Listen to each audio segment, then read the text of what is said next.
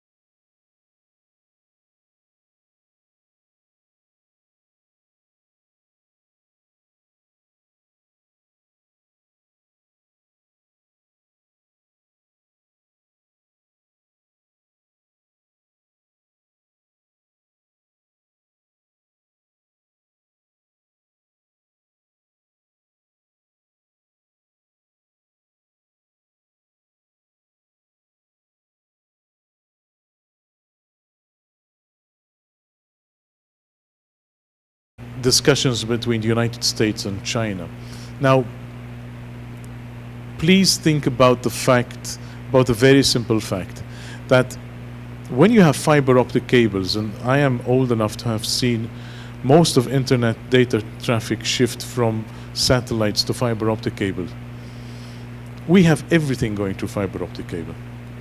And that is one of our biggest issues at this moment in time. It all goes through the same cable. Comms goes through the same cable. Internet chatter goes to the same cable. And cyber war and cyber espionage go to the same cables. And when we fix, or when SIGINT people fix their little boxes in Sigonella and Sicily, in places in Spain, places in Cornwall in the UK, actually they tend to use the same boxes and the same kind of software for a lot of things and then change the selectors. I'm simplifying, certainly, ladies and gentlemen, but what I'm trying to put across to you is that it's rather easy to get, and no puns intended, because it's all fiber optic anyway, but it's rather easy to get your wires crossed when you're talking about cyber espionage and cyber security and cyber defense, because people will use the same excuse to try to get to this. And if you notice, when we got some of the news communiques about the US and China, what we got is the beginning of some understanding about attacks on critical infrastructure, but we didn't get any agreements about cyber espionage. So they're still very shy about that, right? However, I'm not faulting Obama and Xi for talking about it. And if you notice, what Obama said is, what we're hoping is that we can get the beginning of something going, and then people to coalesce about it. And why do I want to use that as an example today? Because that's exactly how international law takes place. That although you would like to have the maximum number of people agreeing to the maximum number of principles in the shortest possible time, nobody's so much of a fool as to think that's going to happen overnight, right? But at least you start. You don't keep telling yourself, I won't start because it's going to be a long road or we'll never get there. I mean, if we had to look at one of my favorite examples here is copyright, because people keep telling me, oh, but the United States will never agree to this. Hell, it took more than 100 years to get them to agree on copyright, but we got there finally, right? So when you're looking at technology and the way it tackles things, I'm actually very pleased to see some of the latest developments taking place, and I'll get back to those in a minute. The Snoopers Charter in the UK is, of course, just a bit more. It's just a bit worse than scary, isn't it? I don't have the time to go into the draft bill that was published on Wednesday, right? But I think, and I think that this will come out in some of my public comments over the next week, one of the most misleading comments that has been made in the UK Parliament last week, I'm sorry, got the wrong week, is the one which said, we don't really have to worry about it. Because all we're doing is, we are giving our secret services and our police the same powers that they have today over the telephone. Which sounds okay at first sight, doesn't it, at first hearing? But it's not. And it's not because it takes the issue completely out of context. And the context is this. When we gave the police and the secret services the right to intercept, and remember, some governments were dragged kicking and screaming into that, the UK being one of them. The UK's Interception of Communications Act only came after Malone versus Commissioner of Police in 1985 in front of the European Court of Human Rights. And RIPA and the UK law only came post factum 40 or 50 years after the secret services were actually set up. So it's not as if the people set out with a plan to be law-abiding and have maximum oversight and then came in and did something about it. No, but what we're talking about here is the context, and the context is completely different. When those laws were put into place, there was no internet, or the internet was not used in the way it is today. Today, each and every one of you and me creates tons of metadata which simply did not exist, and that is the context, ladies and gentlemen. If you're really working in intelligence, all the talk about the world going dark is just that, talk. And if you look at what previous heads of US intelligence and defense agency personnel have said, they have openly admitted that they don't need back doors. They don't need to engineer back doors. They don't need some of the measures which are being requested. And this is what's scary about emerging from what Peter Swire has called the golden age of surveillance. It is the golden age of surveillance. They've never had so much data. Never. And I'm just talking about the metadata. I haven't got down to content. In fact, Peter Swire and many others, including a number of ex-generals and ex-heads of secret services, argue you don't even need the content. You can actually use the metadata to such an extent that you then go to the much more secure ways of normal infiltration. Apart from the very methodology has been criticized, right? If I look at one of the authors of the latest reviews by in the UK, Professor Michael Clark said rapid legislation was not a good idea. So it's not only the content of what they want to do, but even the way they want to do it. Is this a democracy, ladies and gentlemen? And I'm here quoting Professor Clark, but I'm not disagreeing with him. We've got to have a proper public debate about this, which should go on for at least 18 months or 2 years. If government tries to rush through a bill in the autumn without real public discussion, they'll run into all the same problems they had in 2014. I think I'm now going to stop. I'm going to lose count of how many times I've talked about the United Kingdom's efforts in the field. This started off as something called the Interception Modernization Program, and I wrote about it. And then they did it something else, and I wrote about it, and we've gone from one fiasco to another. And I don't have the time, but I could go into a demonstration of why the way that some of the actual effects and temper, etc., bypassed the British democratic system and bypassed oversight in the UK Parliament. But, we're now at the stage where the first time we have an absolute offensive. Just do a media analysis, ladies and gentlemen. Do a media analysis of the way that the British establishment, the UK establishment, is trotting out news about the law and the need for the law. And ask yourself the question, if this is not orchestrated, what is? And have you ever seen anybody happier than finally having, the head of MI5 there to speak on the media? I mean, we are at the stage where they realize they're onto something. They realize that they have to bring out all the big guns to talk about it, but where are they going?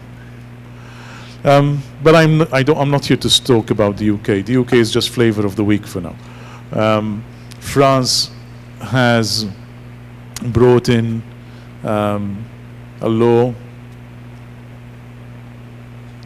on to me, what seemed to me the emotive wave of Charlie Hebdo, and yet defying all logic. Nothing in that law would have prevented Charlie Hebdo. When you look at the facts of Charlie Hebdo, it would have not prevented it in the same way as the Boston bombings were not prevented. in fact, those two cases follow such a pattern of people known to the security services, people who could be a risk, people whom the security services let go because they said they don't have enough money to have enough agents following enough people. I don't know. I just do my sums a bit simply, ladies and gentlemen. I tend to say spend less money on your computers and spend more money on human beings doing real intelligence work. Because the tendency we seem to have is I can, therefore I will, so I'm going to get my electronics eavesdropping out. And yet this is where I keep referring people to the report by the Dutch intelligence services called Jihadism on the Web, where if you read carefully, both between the lines and explicitly, they're saying this is not the way to do it. Through mass surveillance of this sort, we're only going to catch the most stupid terrorists, if at all. If at all. And to get the real terrorists, we have to infiltrate the cells. We have to go for good old-fashioned infiltration. And when you look at the evidence we have found of the way that terrorists are using the dark web, that's the way they're using it. If you look at an analysis of all the algorithms for encryption which are being used by Al-Qaeda, ISIS, and other terrorist groups, it's clear. You're not going to get them by intercepting Lee Hibbard's and Joe Kanatachi's emails. That's not the way you're going to get them. You don't even get the most basic of people, like the Charlie Hebdo people or the London bombers that way. You don't get. So it's time to be realistic and actually examine what we need and what the evidence shows. And I would be the first to vote money and effort for anything which protects the right to my life. But in this case, I would like to live in a society worth living in, and not in a society where disproportionate means are being used to follow me around electronically without sufficient cause. And at least in the UK, there's an open debate. I don't have the time to go into it, but there are a number of countries, some of them represented in this room, which actually have a far more serious situation, which actually are in the region of 10 million unauthorized interceptions and more every year. And is this the kind of society you want to live in, ladies and gentlemen? No.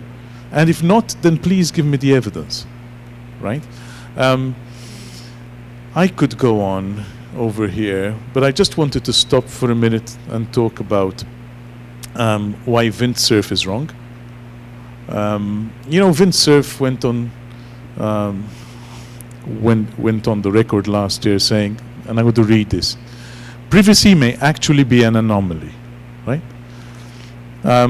Privacy is a construct of the modern industrial age.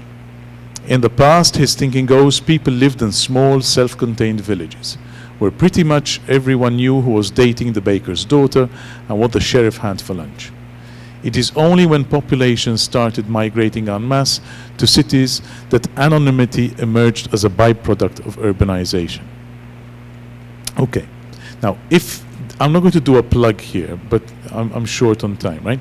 But if you want to know why what windsurf is saying is pure undiluted rubbish, then please go to my last book. It's referred to in the introduction, and you'll understand that privacy has been around for something like the last 30,000 or 40,000 years. I've charted it there, and if anybody sends me windsurf's address, I'll send them a copy of my book for free. The reason is this is most unpretentious, ladies and gentlemen. Don't get me wrong. I'm saying this very modestly. I cannot understand how a person of the intelligence of windsurf, whom I've respected for so long, could say anything so dumb.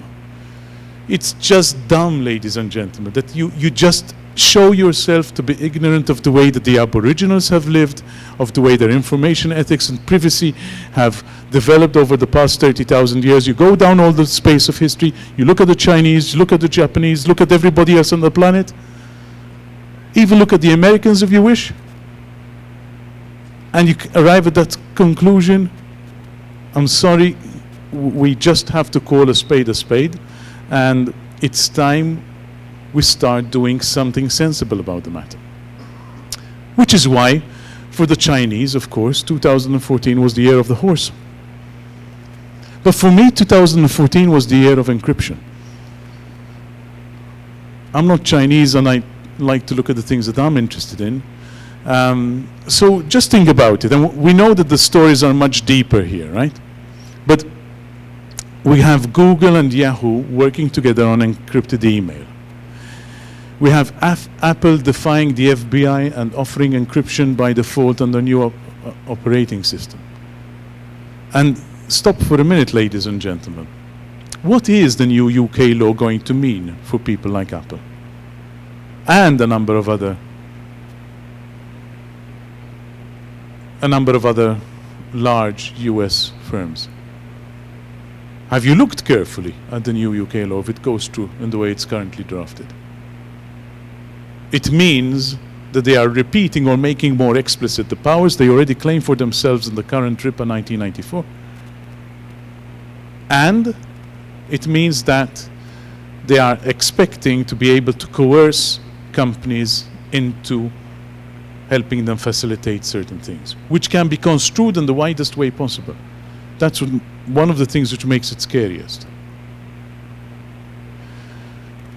And we should take that into account, because when we look at what, at the way that companies in the same way are turning privacy into a unique selling proposition, right? So I've taken that off the Apple side. We've built privacy into the things you use every day. This comes from the very company which 3 years ago was being lambasted because it was sending data about its users surreptitiously back to the company. And you thought that you wouldn't live to see change?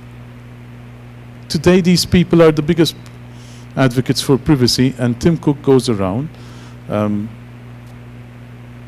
claiming to be a privacy advocate. I am not knocking that. I haven't met the man. He could well be, for all I know. But hey, it doesn't hurt that Apple is now seen to be privacy friendly, does it? And I'm not being ironical here. I am assured that Apple products in China are identical to the ones sold in the United States. And some people have openly queried, would the Chinese ever let Apple operate without backdoors? It could perfectly be that that's the case till now. What's going to happen in the future? I don't know. But have you seen the last proposals for laws in China, ladies and gentlemen? Where they are now talking about social credit being allocated to a person after his or her behavior is monitored, literally like the song from the Police, you know, every step you take, every breath you make, I'll be watching you. It is supposed to be an optional system. Yeah, right. I don't know what's going to happen there. I'm just going to finish on these couple of notes. Microsoft just made a huge privacy note to make Bing. Look what's happening, ladies and gentlemen, 2014. Privacy becomes flavor of the month. We try to use it to sell our products, to try to convince our customers to stay with us. And then David Kay, who's here present, but whose views I completely endorse on the subject, last May launched a robust defense on online anonymity and encryption. I'll skip those slides. And how am I on time, Lee? Am I just on the 15-minute mark? Nearly? Okay, I'll just tell you about some of the stuff we've been working on and stop there. Yeah, massively integrated multiple sensor installation. For the past 5 years or more, some of my people, some of my team in the Netherlands and myself and in Malta have been working on this. Essentially, you know, when it comes to CCTV, it doesn't really matter whether it looks like this or like this or like that, and that's why I've deliberately chosen a lampshade in the Cotswolds in a posh part of the UK, and a lamppost in Beijing in China, because they're all carrying the same kind of technology.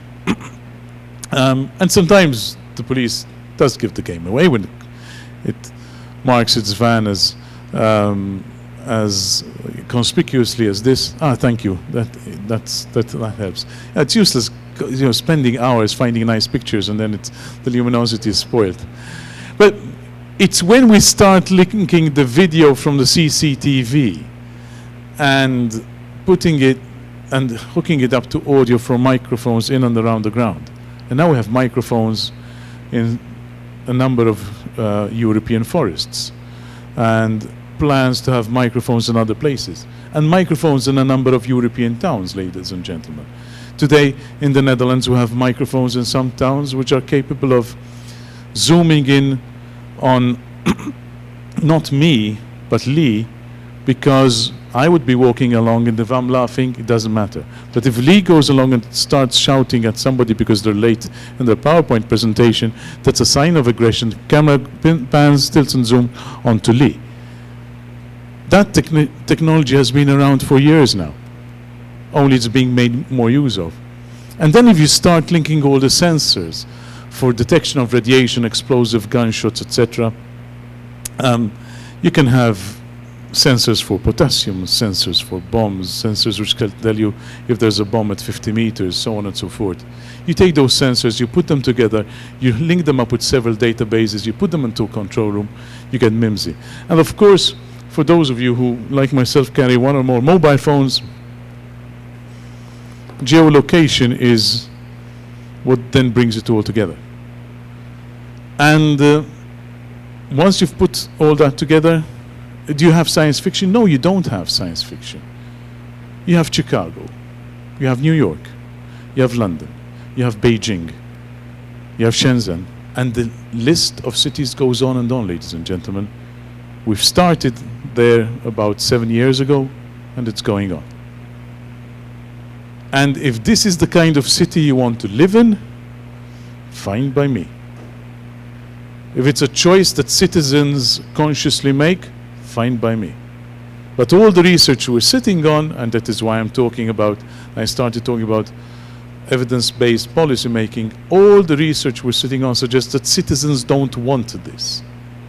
All the research we're sitting on, and I have a list of projects here which goes on and on.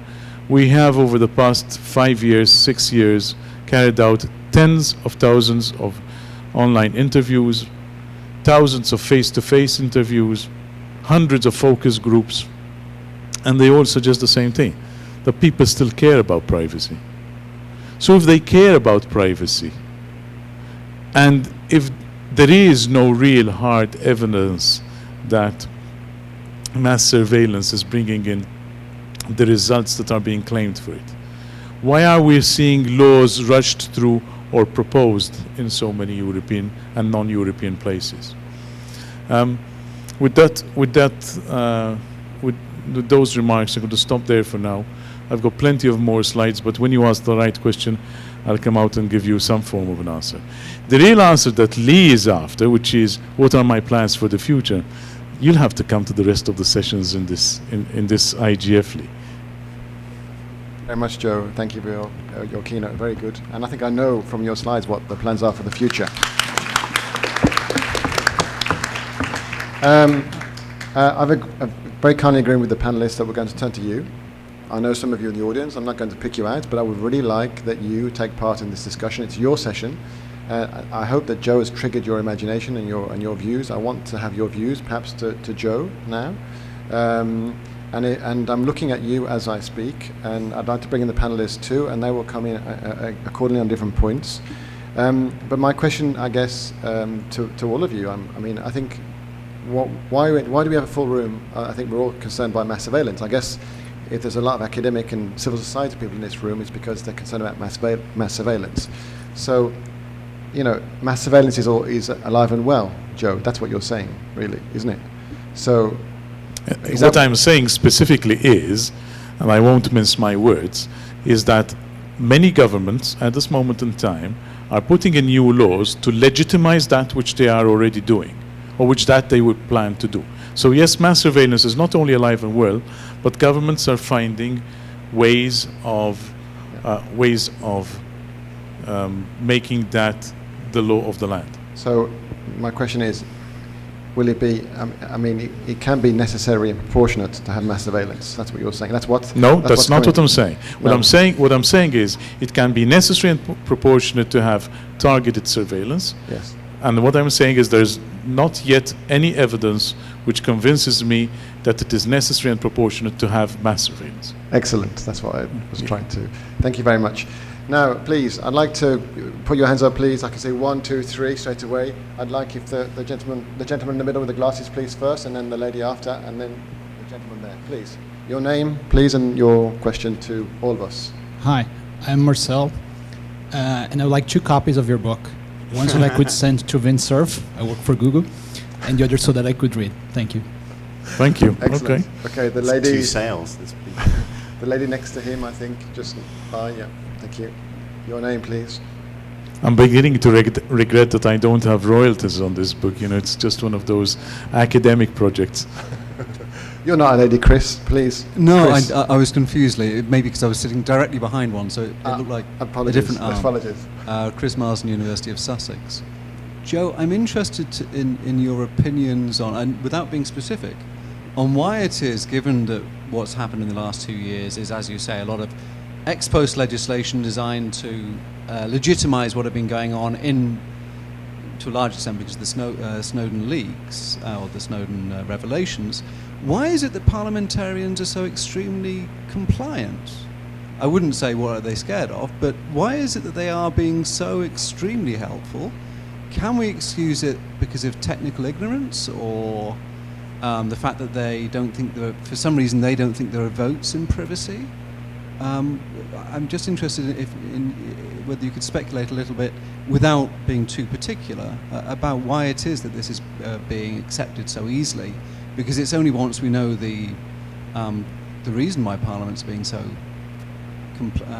compliant that we can get an idea of what lobbying we could do to make them less so. Okay, I'll try to speculate as little as possible. But I think, first of all, you have genuine cultural differences here. There is no way that you can say that Parliament is being complacent in Germany. Angela Merkel, one of her stickiest problems at this moment in time is how on earth to handle all the political backlash and pushback that exists because of the ongoing scandals, dare I say, use the word, which arise out of the relationship between the United States and Germany and exchange of data. I have a whole presentation which deals with that, and I'm not going to give it to you, but I think it's important that you recognize that at this moment in time,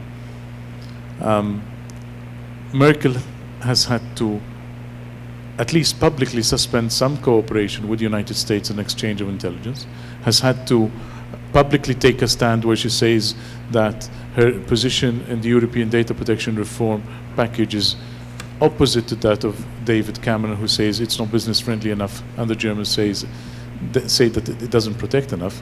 And on the UK stance, I think it's a mixture of things, that unlike Germany, which is more sensitive to its past risks, Stasi, so on and so forth, the UK tends to be more trusting. I think the answer comes in several parts, Chris. A more trusting public in the UK, genuine concern about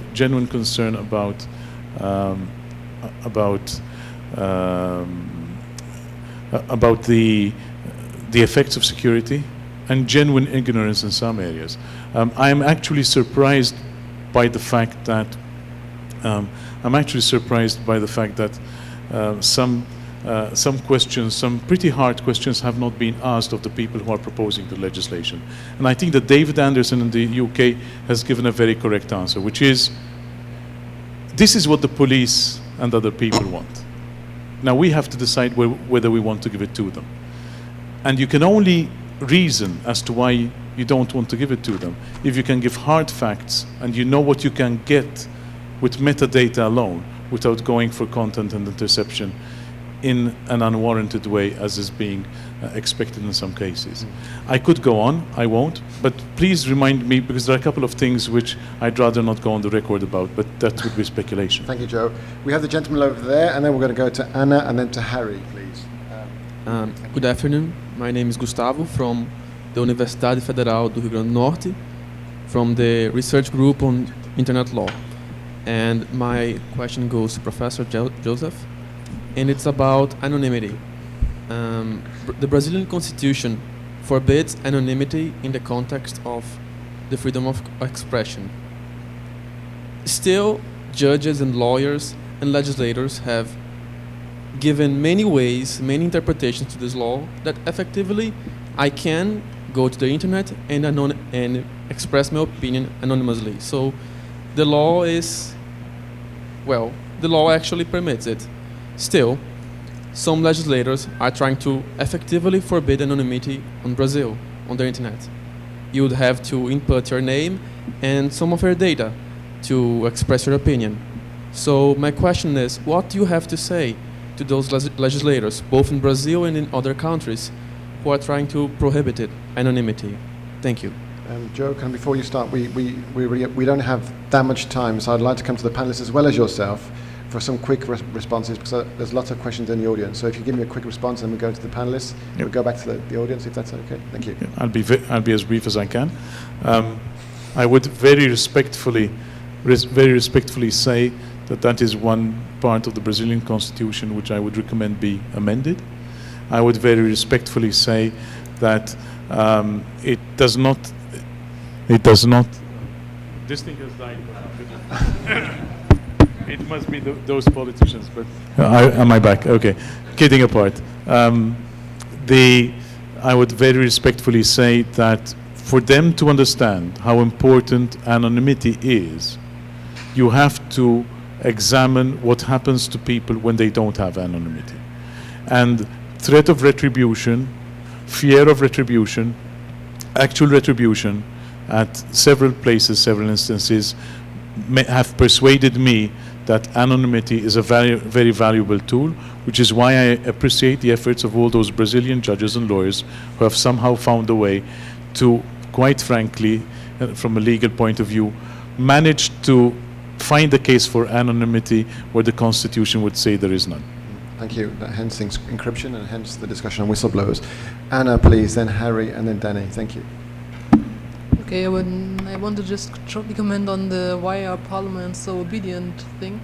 And I think, like, at least in Germany, where I'm watching this parliamentary inquiries of the NSA scandal quite close, it's a bit different because we have to really distinguish between the parliament and the chancellery, because we have big differences there, because we have in the parliament those inquiries, and the parliamentarians are kind of really pissed that they are really hindered at revealing what really happened, and we have the chancellery which is trying to keep as much in secret as possible, which we really recognize every time we have those inquiries.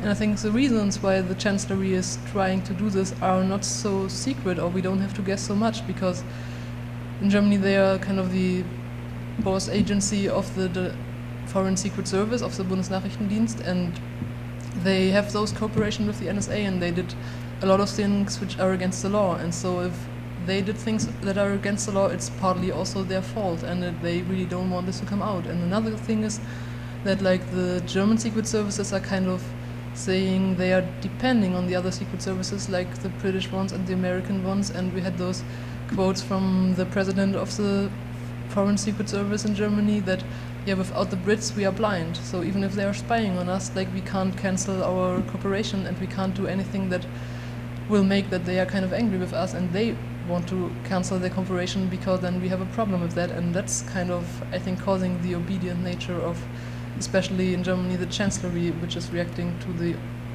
NSA scandal, and which isn't only an NSA scandal anymore, because it's like the scandal in Germany with the own secret services is as big as the NSA scandal was before.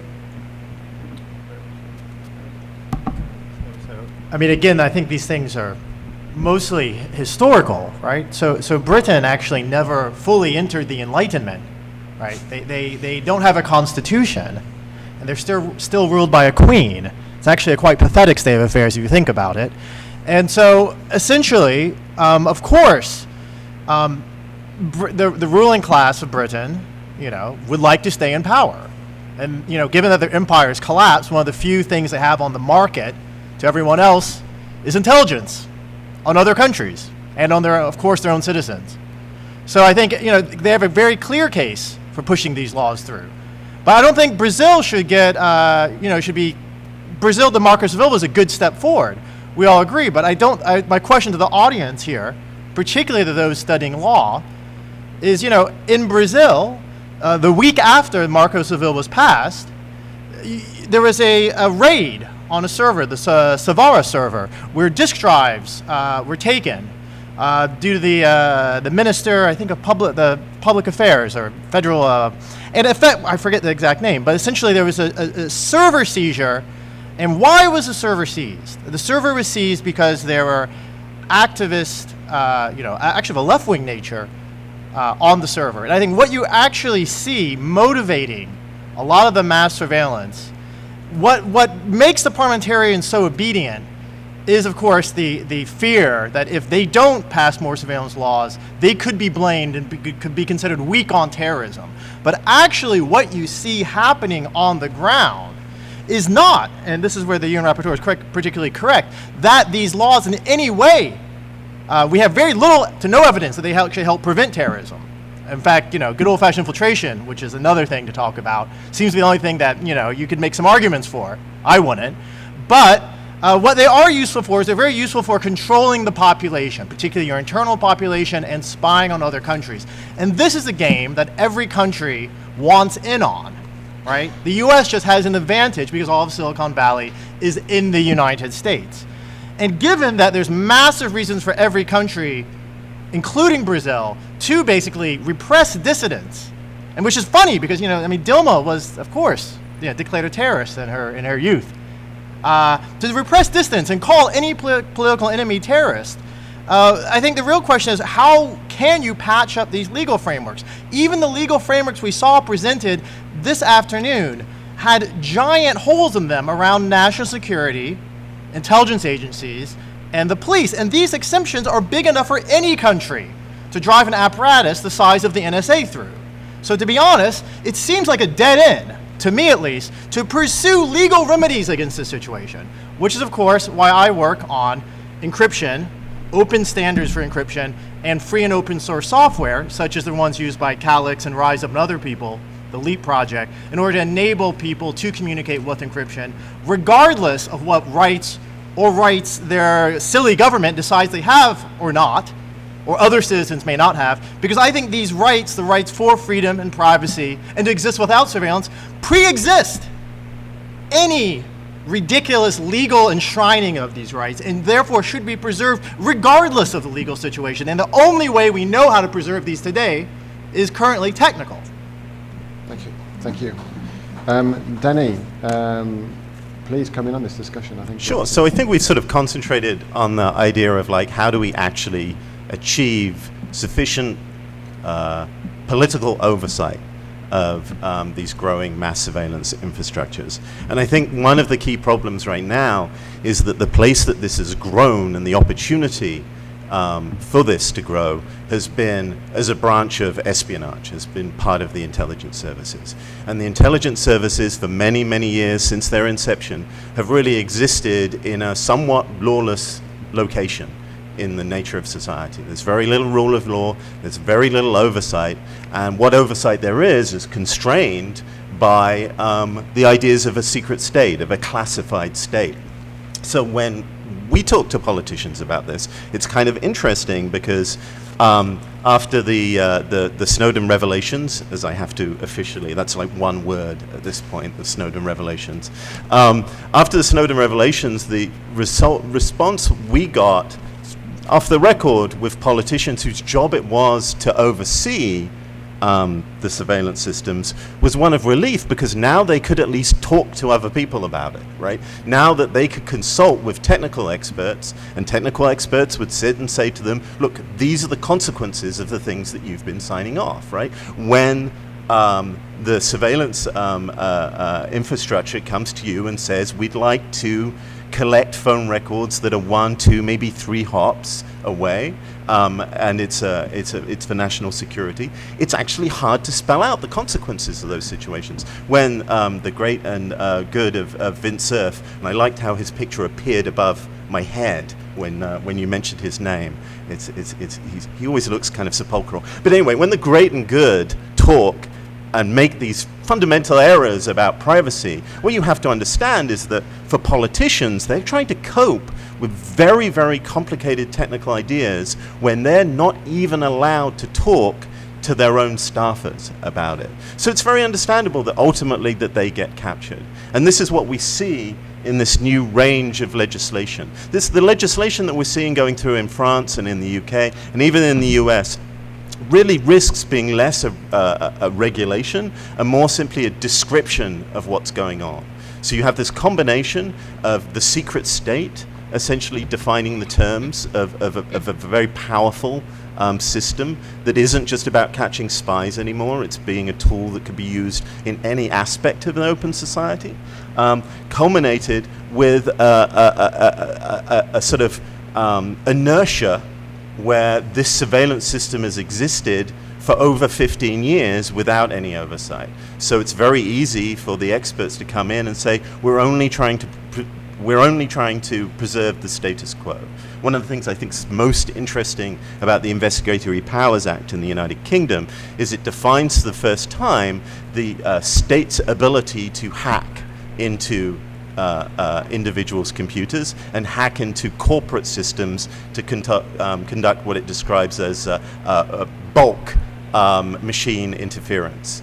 That's an incredibly broad power, as I think everybody here knows. And the fact that it's now enshrined in law doesn't give me any reassurance. It merely means that we're describing a status quo that we've never conducted the kind of oversight that was needed. Thank you very much. When I came to this discussion, I was wondering whether we have any hope in this discussion regarding the future. And my hope is not as high as I thought it would be. There's a document called, by the Parliamentary Assembly of the Council of Europe by a Dutch parliamentarian called Peter Omtzigt, which was released in March this year. And it's a very good report. It's very thorough, very interesting, well worth reading. And in the conclusions, he says the following: in sum, nobody and nothing is safe from snooping by our own countries and even foreign intelligence services unless we succeed in generalizing the use of secure technologies. So my question to all of you, is that is there a silver bullet or not? Is it a panoply of different things that need to be done? A review of law will take quite a long time, won't it? I guess it will take some time, and it won't be done in all countries at the same time. There's questions of protecting whistleblowers, encryption. Where does the hope lie for responding to these issues, for this legitimization through law or draft law for mass surveillance or targeted surveillance? I don't know. My question is open to you. Maybe we go to the audience. Do you have any responses to that or to other questions you'd like to put back to the panel? We have more time than in fact, the good news is, for those of you who are able to stop over, we can go over time, I understand, by a little while, so we're not strictly bound to 6 o'clock, which is in 12 minutes. So anybody, please tell me what your thoughts are. It's for you. This is a panel. This is a discussion for you.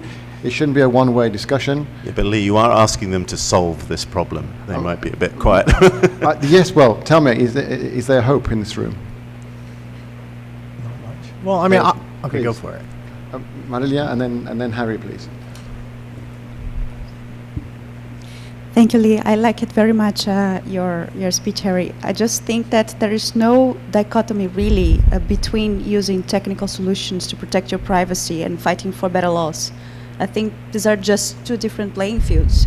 If you don't fight I think that there's room for civil disobedience and adopting encryption when encryption is not allowed, is telling the laws and the lawmakers that they should change the law in order to allow yourself to protect your privacy.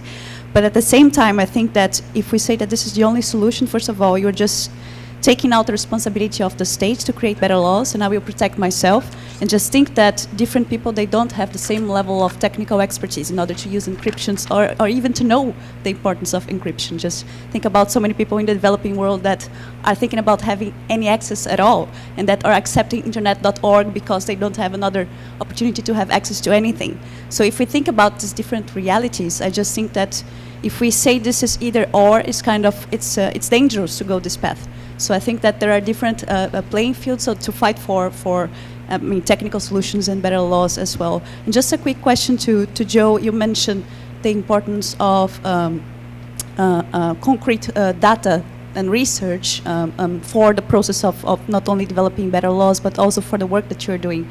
In your opinion, what would be right now the key necessities that you and other people working in the UN and working with privacy would have in terms of research? Is it more research on jurisdiction or differences between jurisdiction? Is it more research on technical aspects? What would help you with your work in terms of research and academic work? Thank you. Do we want to go to Harry or Joe? We'll go for Joe first. Joe first and Harry, please. Thank you. Okay, thank you. And thank you for that, Maria. Actually, it leads me to say that I think that encryption and legal and procedural improvements really can go hand in hand. And in fact, I actually think that encryption is one of the key tools which will bring governments to the table. Because as somebody said, what has happened so far is that governments have been operating in a fairly lawless place. So basically they could get away with it. And we have 15 governments which have been more active than the rest, and they've gotten away with it. And so the more encryption you put on there, the more they're going to realize that this may not be the way to go. Also, I should say that it's in some cases it may be civil disobedience, but in others it will be perfectly legal. It will be perfectly legal to use encryption. Thirdly, governments are slowly realizing that however many obstacles they may put up for encryption, there is no way they can contain encryption globally. Not for the bad guys, not for the good guys, which is one of the reasons why I believe that some governments will eventually see sense about encryption and privacy. To come back specifically to your question, Maria, what we need at this moment in time are two or three things.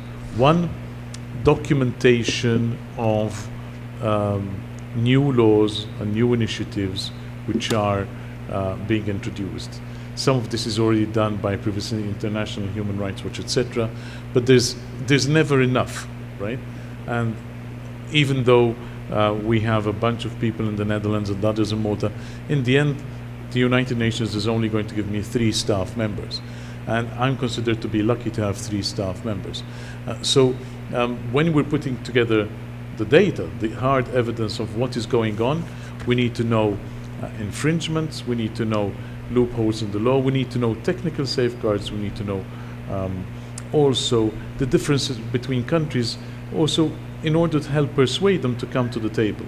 Because in the end, in a lot of this, as I'll be saying tomorrow, the day after, we do need to refresh some of our legislation. And by that I mean we need to look at current existing legal instruments and improve them and increase our understanding of what privacy is internationally, and also at the same time bring in some new legal instruments which will help provide the common understanding. I have, and this is the second time I'll say this today, in an internet without borders, what I'm advocating is safeguards without borders and remedies across borders. And I think that these are the key things we should be aiming at.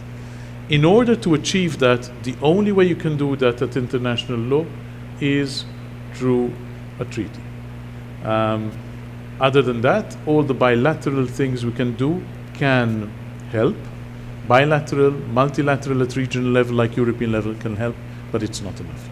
And I would like to conclude by saying, I think there is no one silver bullet, but if you take a combination of measures, including technical measures, including encryption, if you take legal measures, including new laws, if you take operational measures, and if you take especially oversight. The question of oversight has not been delved with. We haven't had the time to go into it enough at this moment in time. But by oversight, I mean real oversight. I don't, at this moment in time, in a number of countries, oversight of the secret services and of law enforcement to a lesser extent, but especially because of the way that secret services have historically developed, what has happened is that oversight tends to be pretty weak and often restricted to just to judicial oversight or oversight of a paper trail. And what I'm saying is that in any democratic society worthy of the name, oversight should be much more than oversight of a paper trail. You should have the abilities of an independent oversight authority which has 2 or 3 key things, including 1, the technical ability to carry out technical spot checks, probing the software that is being used, probing the methods, and obviously, although it carries some risks, a contingent of poachers termed gamekeepers. It's only by knowing intelligence craft and police craft that you can, it takes a thief to catch a thief. You have to know the way that things are done. One of the problems, my friends in the German Secret Service, for example, when I asked them what are the oversight mechanisms which they find problematic, they answer that the problem is that even when politicians come along to speak to them, as they do sometimes, they don't know enough about the subject. They don't know enough about the trade and the craft. And so the lawyers on the side of the secret services are often at a loss on how to handle the situation properly. So what I'm advocating here is also the building of bridges, the correct bridges with the secret services. And I'm not saying that there are some secret services don't have nothing to hide. That's not what I'm saying. What I'm saying is that the oversight mechanisms we have at this moment in time are imperfect. They need to be improved in most of the countries I know. In fact, I don't know one single country which has a perfect oversight mechanism. All I know is that some oversight mechanisms are worse than others. Thank you. Thank you very much. Harry, do you want to come in on this? Yeah, so I actually, just a quick comment.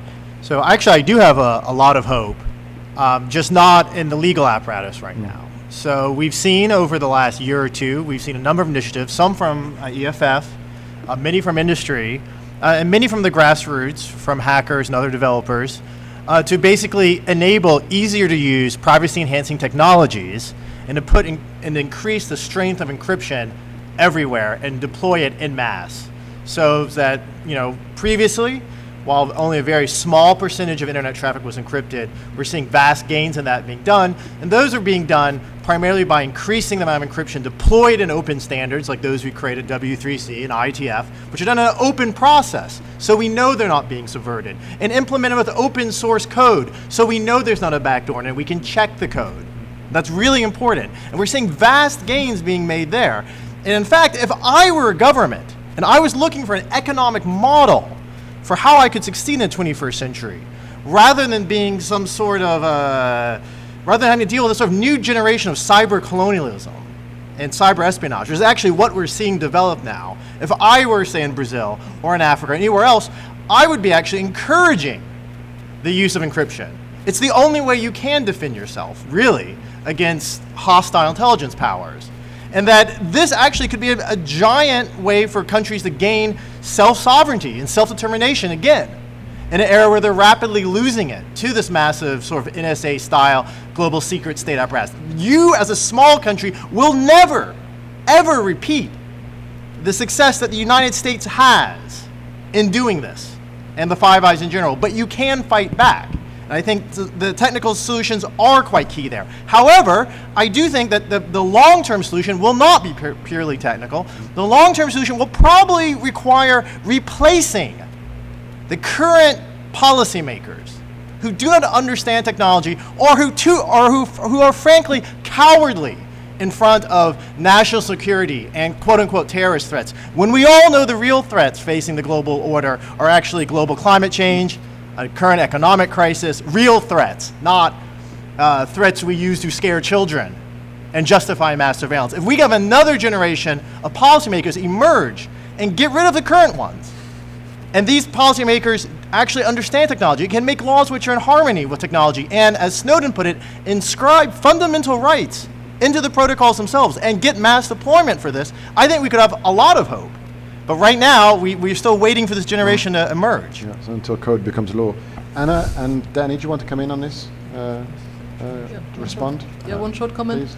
Like I have not so much hope like for the legislators at the moment, because I think like what we see is that, like you already said, that we have like bad practices in secret services, and everything that's done is to legitimize them, like to make them legal again.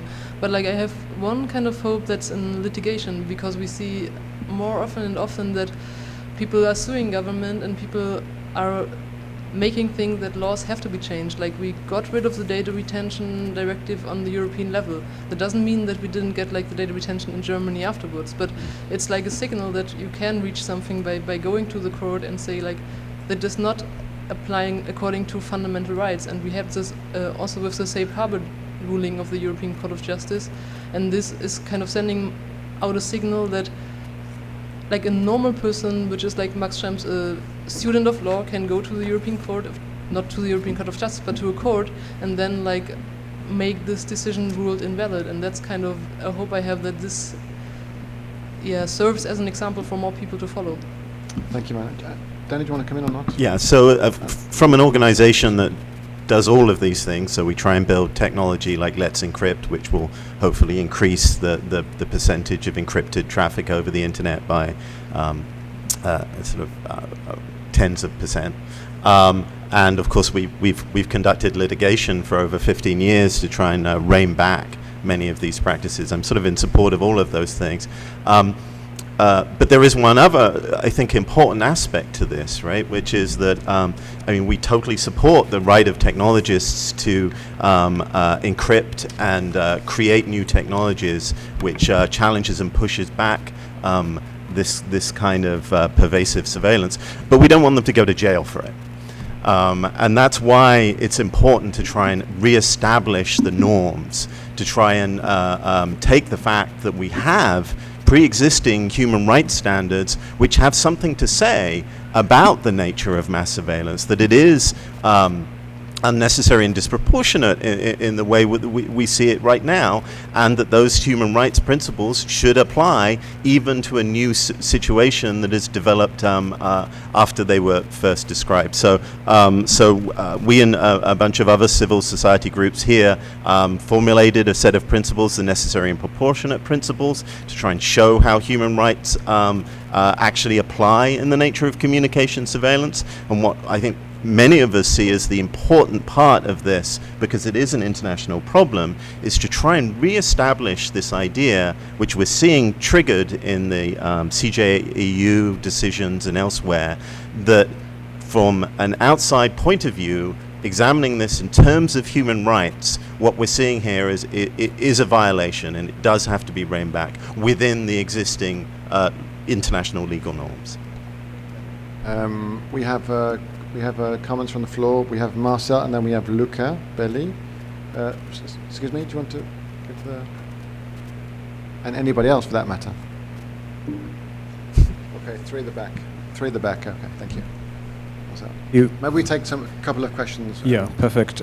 It's Marcel again. It's more a comment than a question, and it's about your question, is there some light at the end of the tunnel? Is there some hope? And I would like to make a political argument here. So I'm very much in favor of all the technical instruments and solutions, and I believe that's one part of the solution. But I want the argument that politicians, that governments are about to lose credibility in what they do. And there are two perspectives here. One is that they, on the one hand, do internally think that they wouldn't like to do externally. So we have states applying data retention. On the one hand, like Germany has done twice now, and at the same time, at the UN level, is supporting the right to privacy resolution. So they're about to lose credibility here. That's one thing. And the other thing is about foreign policy. I mean, we have witnessed over the last 2 years since the beginning of the Snowden revelations, head of states and governments excusing for what their intelligence agencies do. I mean, we have seen that with Barack Obama, with the phone tapping of Angela Merkel and other head of states. We have seen that with Angela Merkel again, so they're not better than the Americans. So they're about to lose credibility about their foreign policy because they have allowed that the instruments of intelligence services has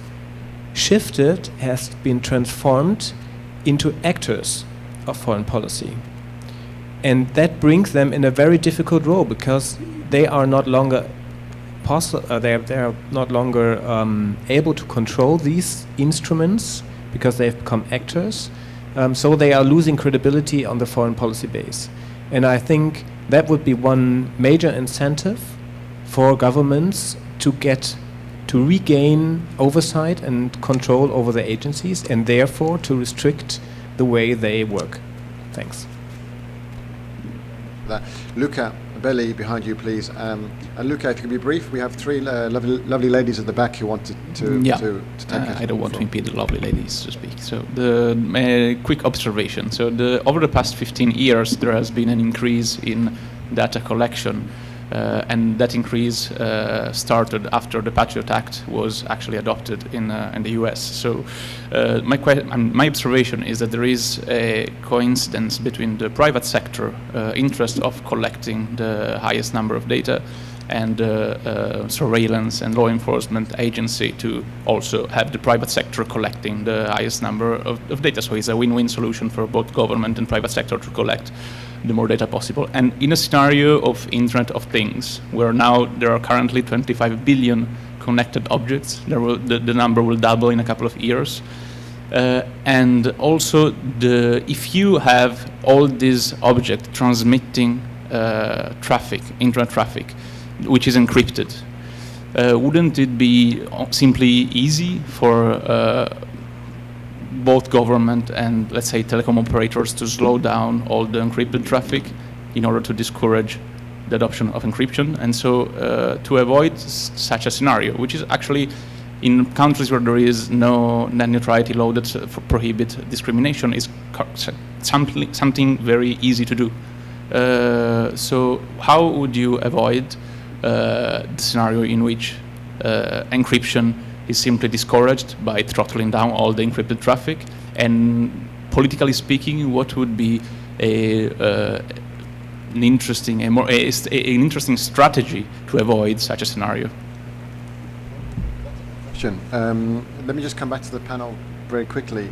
Is that a realistic possibility, or it's not only realistic. I mean, it happens already. I mean, so you have states like Iran that will deliberately slow down HTTPS traffic, and also just for economic reasons, you see the same thing happen with virtual private networks. That there will be bandwidth constraints on your phone or something like that. So you'll use a VPN to protect your communications. So it's unclear to the service provider what you're doing, so they just squelch all of those things. The solution to that is pervasive encryption. One of the biggest things that prevents any state from doing that is the fact that now Google is encrypted. Now, as Joe pointed out, Google's encrypted, Facebook is encrypted, Yahoo, an increasing number of major destinations on the net are. So the more people who use encryption and more embedded it is in the protocols,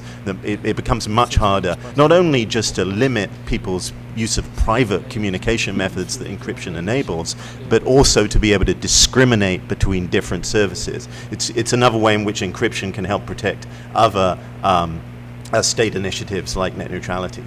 So can I just make a comment here? So though I do agree that the increased deployment of encryption by large actors such as Google is good. But the fact of the matter, there is a real legal problem, particularly in the United States, I think we should pay attention to. which threatens the use of all encryption and all possible technical remedies and technical defense of human rights. And this is the problem of national security letters or secret court orders, which exist in many countries. I have a paper, I'll be distributing it during the IGF, written with Nick Merrill, who was the only American who fought in court against national security letters and got them ruled unconstitutional, about not on a national level. The way national security letters work in any general secret court order is they sort of say, well, okay, you can be encrypted as much as you want, but we're going to give you an order, and you can't talk about it. You can't even talk originally to a lawyer about it.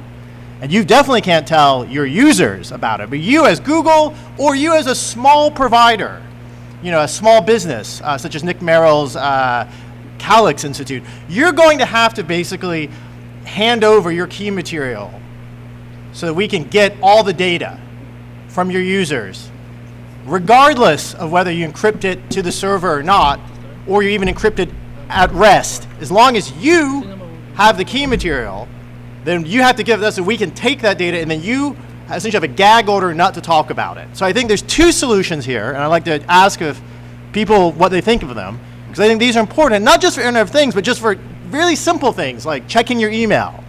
The first is that there's a real difference between encryption and end-to-end encryption. Under end-to-end encryption, the only people who can read the email are those who have the private key material and are thus authenticated in order to read it, not a server or man in the middle, a service provider such as Google or anyone else. I think that's quite important. And the second thing is, how do you defend against a secret court order? Because by definition, you can't talk about them, right? And the real question we don't know the legal answer to yet, even in the United States, is can the United States government, via a secret court order, force you to lie? So they can say don't talk about it, but can they force you to lie about a secret court order? So we've developed a tool. It's called CanaryWatch.org, developed by Rise Up and Nick Merrill and many other people, which basically says every month they post a statement saying we have not received a secret court order for any of our users. And the question is, the 1 month that someone doesn't post that, then you assume that it's a canary in the gold mine, as we say in English, and that a secret court order has been received. And we don't know what's in these court orders yet. They get revealed, hopefully, if Nick's case goes through, on November 27th. But we assume it's for most of their data. So even as we see encryption spreading, and if we see more and more adoption of it, unless you really can prevent these sort of legal loopholes that force people to hand over key material, then you're screwed. And I would say that the first jurisdiction that actually makes it legal to use end-to-end encryption does not have giant loopholes around anti-terrorism or other ridiculous things. That jurisdiction could have a lot of economic gains that could make. And I think that's where I see a lot of hope, that if I were anywhere in South America, Africa, anywhere else, I really wanted to make a play for the future, that's the play I'd make. Excellent, thank you very much. Now, we have three ladies at the back who put their hands up. Do you have the microphone? You have the mic, please. Your name and your question, please. Hi, my name's Alex. I work for Privacy International, a UK-based charity. Just to respond to questions earlier about hope, because that's when I first put up my hand. There's definitely hope. I mean, we just celebrated our 25 years, and there's still definitely a long way to go. I don't think civil society, for example, has ever been in a place that it is right now. The information, the capacity it has to do research, to do litigation, but the problem still lies is where the playing field in which we're at. We feel, at the moment we're suing the UK government every other month, and that's the only way we're getting information. And it shouldn't be that way, that information that should already be publicly available because it is in the public interest should not be the result of NGOs using their funds to sue a government. There's definitely something wrong with that approach.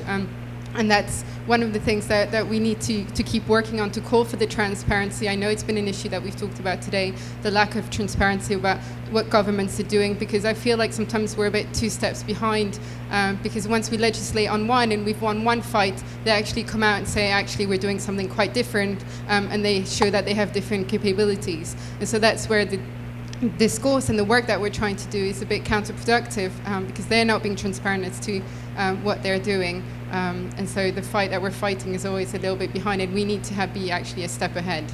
So that will be the next fight that we're going to continue to do. Thank you very much. I'm just wondering, actually, as you pass the microphone to the next, to Zhang Hong, I think it is. Before you speak, I just wonder about data protection supervisory authorities and their role in this, and are they effective in this fight that you're talking about? Or do they need to do more? Are they doing enough, etc.? Because they exist in all countries, at least in the Council of Europe countries. But on that point, Zhang Hong, please. Thank you, Li. This is Xian Hong from UNESCO. I was just at another session on digital ranking digital rights. I was quite surprised to see the results that mostly all the internet companies, they don't well respect either free expression or privacy. So not only privacy was in danger. And as everybody's talking about the law, legislation, policy making, governments, I don't think it's sufficient because to what extent these companies are at stake in terms of the data protection, surveillance, and what can we do to really hold the company to responsible, to respect privacy? Thank you. And maybe we'd have the last question that from the lady next to you. I don't know. I saw 3 hands. Oh, they left. Okay, fine. Okay. Does anybody want to respond to Zhang Hong's question from the panel? I think it's very important. It's interesting that we've talked a lot about state surveillance on this panel, but we haven't really talked about the corporate surveillance that often enables or works in partnership with that. And it's definitely one of the components that's a challenge. You know, we deal with very poor incentives for preventing states from conducting mass surveillance because they're in a competitive war with other states that they perceive would use these tools even if they did not. And perhaps are in the same relationship with companies too. I think Joe pointed out that many companies are beginning now to use privacy as an argument for why you should choose those services as opposed to others. I think it's a bit of a tragedy in the last sort of 10 years that the decentralized internet has sort of clumped together in these ways and created a few major companies whose privacy policies in terms of service and behavior we in some way depend on for the exercise of our rights. But I'd also just point to Privacy International's work in tackling both of those parts and does the same kind of technical knowledge, litigation, and painting a map, an international map of the links between companies' attitudes to privacy and the effective use by states in that. But Danny, let me ask you, companies do transparency reporting, but do these questions come up in their report, or are they missing? And all this notice and takedown and these things, does this come? You find that? I don't know many transparency reports. So totally. I mean, we can widen this out, but in fact, one of the reasons we sort of initially nudged these companies to do transparency reports is to reveal state requests. Now, what's interesting about it is, as Harry pointed out, one of the things we knew that they couldn't talk about were the secret requests, which in the United States, it's national security letters. In China, it's actually a violation of national security law to even disclose that this sort of stuff is going on. What's interesting is the sort of strange incremental pressure that you can make in small areas. So now, and it seems like such a small improvement, but now you see in these transparency reports that they can describe canary-like the range of numbers of national security letters. So they'll say, we have received between 0 and 99 national security letters. And so that paints some of a picture of these things. But I think they're much more comfortable talking, at least internet companies are much more comfortable talking about pressure from governments because they feel that they can take some sort of stance on that. I think they're much more uncomfortable describing their own sort of internal privacy mechanisms or not. Well, there's still reports which are done by the company for the company whatever information they give to you. So the question of objectivity in that process is something to discuss maybe later. Anna, do you want to come in? Because Joe wants to come in. Anna first, then Joe maybe. Is that okay? Anna, thank you. Okay, like we've been talking, like there is a lot of discussion about like making privacy a market advantage, but I have one problem with this because like even if it's kind of a market advantage, we have to give the user like an educated choice, and that's not the case at the moment. I think that's something where we can do a lot even without some like laws for doing that, like for giving people an overview what terms of service actually means. That the Ranking Digital Rights project is trying to do that, but I've like one of my biggest criticism on the project is that I mainly use like things from like open source, like from the terms of services like the companies actually publish, and we have to give new opportunities to assess how privacy friendly a service is, and that we can't do when we only have one service, like when we only have like Google or Facebook or things people are choosing. And I think there is the opportunity for like smaller decentralized services to get into the market with privacy-friendly solutions. Like we have one really small email provider in Germany which kind of exploded after the Snowden revelations because so many people were choosing it. But then also the problem is if this one is getting too big and there are no other choice on the market, then it's also a problem again. And so we have to really educate people about it and give them alternatives and not like stick with the old choices and analyze like the privacy terms of Google and rate them because we want to get away from these monopolies. Thank you. Joe, before we just a second before we turn to Joe, I'd like the person to queue up the video clip. Harry, you've got, but Joe's first and then the clip, if I'll that's just okay. do a quick intro for it. Yeah. After Joe, please. Joe, thank you. Yes, thank you, Lee. I'd just like to come in on this very delicate issue of corporate and where we're going. I tend to be optimistic, not because I have the happiness gene, but because I agree with Alex from Privacy International that actually privacy has never had it so good, in the sense that things have improved enormously in terms of resources and awareness in relative terms. That doesn't mean we don't have huge problems and huge issues to deal with. However, for some years now, some people have been talking about the modern equivalent of what in Eisenhower's days was called the industrial military complex. And that it's pretty cozy for both politicians and corporations to have such an interest in personal data.